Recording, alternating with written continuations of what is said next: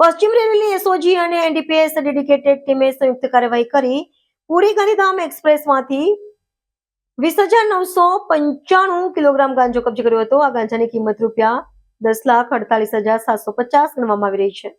મળતી માહિતી પ્રમાણે વડોદરા રેલવે એસઓજીના police sub inspector HP Raviya અને તેમની ટીમ પુરી ગાંધીધામ એક્સપ્રેસમાં પેટ્રોલિંગમાં હતી. આ દરમિયાન ટ્રેન બારડોલી સ્ટેશન પસાર કરી સુરત તરફ આવી રહી હતી ત્યારે કોચ નંબર S5 અને S6ના કોરિડોરમાંથી 3 શંકાસ્પદ બેગ મળી આવ્યા. તપાસને આગળ ધપાવતા S5 કોચના બાથરૂમ નંબર 3ની ઉપરના પાટિયાના બોલ્ટ ખોલી તપાસ કરતા તેમાંથી વધુ 3 હાથ થેલીઓ મળી આવી. પોલીસે તમામ બેગની તપાસ કરતા તેમાંથી 20,975 કિલોગ્રામ ગાંજો મળી આવ્યો, જેની બજાર કિંમત ₹10,48,750 થાય છે. પ્રાથમિક તપાસ મુજબ કોઈ અજાણ્યો ઇસમ આ જથ્થો પરપ્રાંતમાંથી આર્થિક લાભ માટે લાવ્યો હતો, પરંતુ પોલીસના ચેકિંગના ડરથી મુદ્દામાલ બિનવારસી હાલતમાં છોડીને નાસી છૂટ્યો હતો. આ અંગે સુરત રેલવે પોલીસ સ્ટેશનમાં એનડીપીએસ એક્ટની વિવિધ કલમો હેઠળ ગુનો નોંધી વધુ તપાસ હાથ ધરવામાં આવી છે.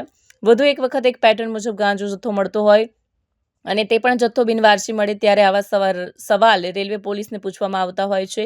ભૂતકાળમાં રેલવે પોલીસના કેટલાક કર્મચારી આવા નેટવર્ક સાથે કનેક્શન હોવાની ચાર્ટ ઉઠવા મળી હતી અને એને અનુક કર્મચારીને બીજા ડિવિઝન બદલી થઈ છે, છતાં પણ નેટવર્ક સાથે જોડાયેલા હોય છે. આ બાબતે રેલવેના ડીજીપી ડોક્ટર KL રાવ સમગ્ર ઘટનાની તપાસ કરાવે તો ઘણું અણસત્ય સાથે સત્ય બહાર આવે તેવી શક્યતા છે.